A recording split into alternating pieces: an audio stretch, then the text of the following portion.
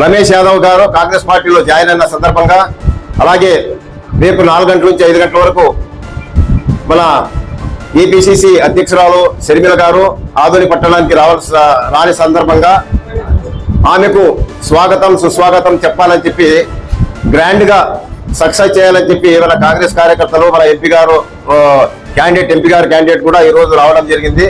అందరి సమక్షంలో మేడం గారిని ఈ కార్యక్రమాన్ని జయప్రదం చేయాలని చెప్పి ఈ ప్రోగ్రాం పెట్టడం జరిగింది.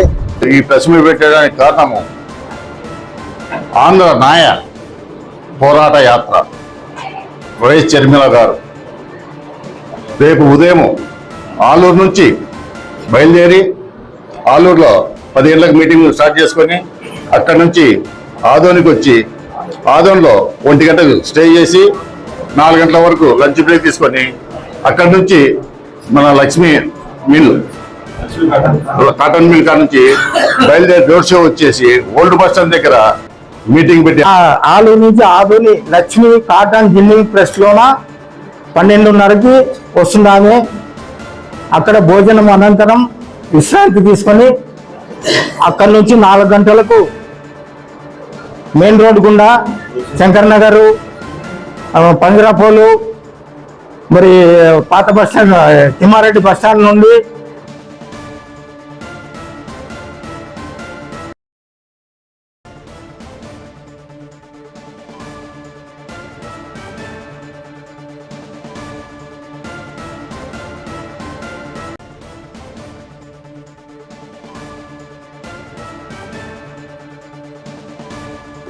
గతంలోన వైసీపీ పార్టీలోన ఉంది.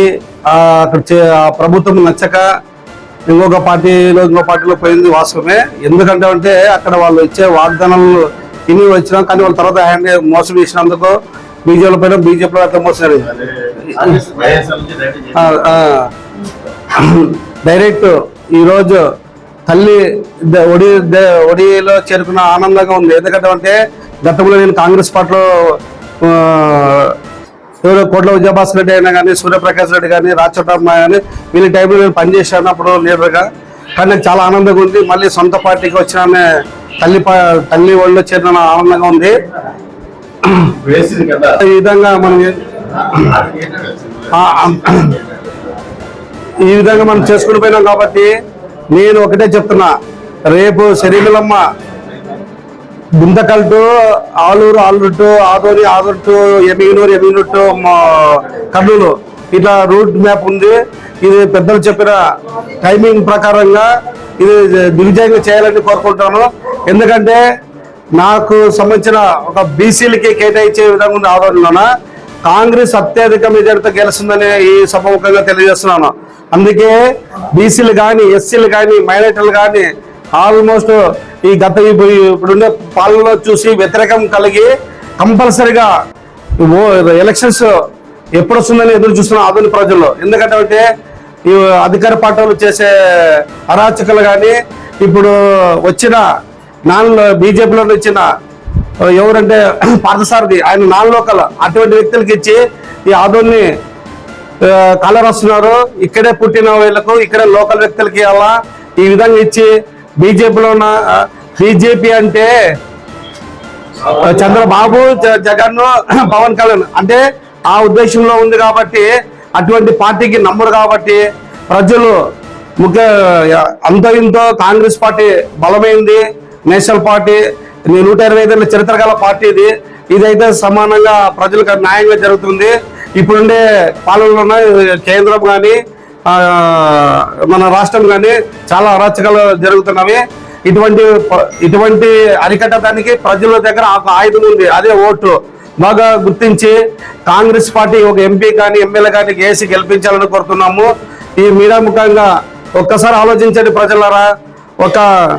ఒక ఆదోన్ని ఒక నాశనం చేసేదానికే ఈ వైసీపీ కానీ, ఈ టీడీపీ కానీ, ఈ ప్రభుత్వాలంతా అన్ని నాలుకలకి ఇచ్చి ఆదోని ఖనిజాన్ని కాల్ చేయడానికి వచ్చినారు.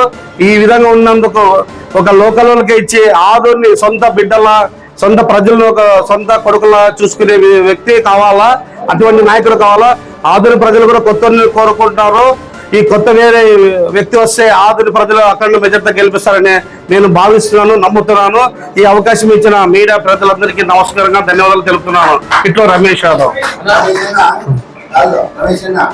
మీరేమో కాంగ్రెస్ లో ఉన్నా, మీ భార్యేమో వైసీపీలో కౌన్సిలర్.